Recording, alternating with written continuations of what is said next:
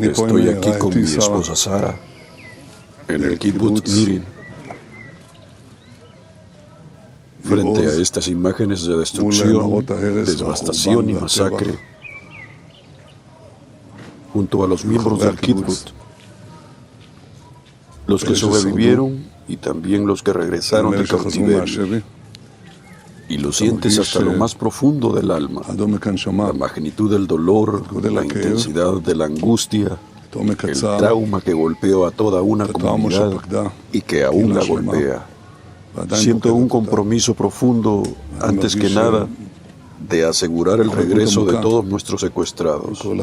Todavía hay 20 personas vivas en cautiverio y aún hay cuerpos por recuperar. Vamos a traerlos a todos de vuelta. Pero también hay un compromiso profundo de actuar aquí, de reconstruir este kibbutz, devolverle la vida a esta gente. Quiero que miren a este hombre, a este héroe de 80 años, ¿cierto? Regresó del cautiverio. Estamos comprometidos a trabajar juntos para que este kibbutz se levante de nuevo con la ayuda de Dios y con su ayuda también. Y tú me dijiste que cortáramos con la burocracia. Yo te pido, no sabes cuánto vas a recibir. Espero que este kibbutz vuelva a levantarse. No hay mucho tiempo. Eso es muy cierto. Él regresó en el último intercambio de rehenes, ¿cierto? Y trajo el chupón de la niña pequeña, el de su hija de 3 años. Ella y su hermana de 7, junto con su esposa, que estaba en su 8º mes de embarazo. 3 ironías. Su esposa, sus 2 hijas, se mantuvieron firmes en el cuarto seguro. Sostuvieron la puerta, pusieron una cómoda y con eso, con la cuna de esa niñita dulce, así fue como sobrevivieron. Pero lo hicieron con valentía, con inteligencia. Después escuchamos la historia de su madre, que fue secuestrada y logró escapar durante el secuestro. Regresó al kibbutz. Eso también es otra historia, la de una mujer valiente. Le dije que vive entre mujeres heroicas y él también es un héroe. Fue secuestrado, volvió, y creo que has documentado algo que quedará grabado en nuestra historia. El horror, la destrucción, las cosas terribles que ocurrieron aquí. De verdad, no hay palabras para describir esta tragedia.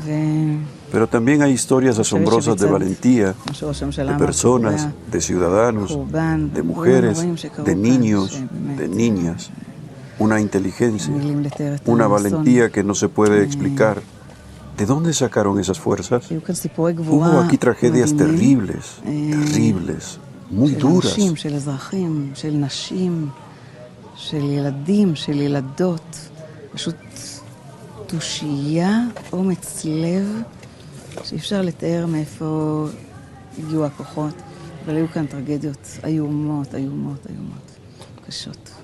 Está escrito en nuestras fuentes.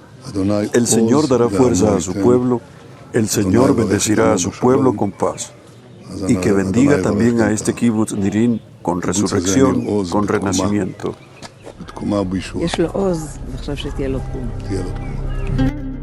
Y mientras las cámaras se apagaban y el kibbutz Nirin regresaba al silencio, quedaban en el aire palabras que no deben olvidarse, palabras de dolor, de compromiso, pero también de verdad. Lo que vimos no es solo un paisaje de ruinas, es un recordatorio crudo de lo que sucede cuando se minimiza el terrorismo, cuando se justifica la barbarie con discursos políticos, cuando la comunidad internacional prefiere mirar al otro lado para no incomodar a quienes hoy protegen y celebran asesinos. Porque sí, aún hay 20 personas vivas en manos de Hamás. Y sí, aún hay cuerpos retenidos como trofeos, como si la vida y la muerte judía fueran una moneda de cambio. ¿Dónde está la indignación? ¿Dónde están los defensores de los derechos humanos? Cuando un kibutz entero es masacrado, cuando niñas pequeñas abrazan una cuna y una cómoda para que no entren a matarlas, cuando una madre embarazada, encerrada, resiste mientras afuera matan a sus vecinos, ¿Dónde están las voces valientes del mundo libre? Es fácil tuitear, es fácil condenar la violencia de ambos lados. Es cómodo hablar de equilibrio desde un café en París o una universidad en Estados Unidos. Pero en el terreno, aquí, hay una comunidad entera que fue arrancada de su vida. Y hoy, Netanyahu lo dijo con claridad. No solo se trata de reconstruir casas, se trata de devolverle el alma a un pueblo herido. Y tú que estás viendo este video, ¿te das cuenta de lo que está pasando? Esto no es una disputa territorial, no es un conflicto entre iguales, es un ataque deliberado a civiles, a familias, a niños. ¿Hasta cuándo vamos a seguir escuchando que Israel tiene que contenerse? ¿Hasta cuándo se va a seguir condenando a quien se defiende mientras se romantiza al que masacra? Hoy vimos a un hombre de 80 años que volvió del cautiverio. Vimos a niñas que sobrevivieron con una cuna contra una puerta.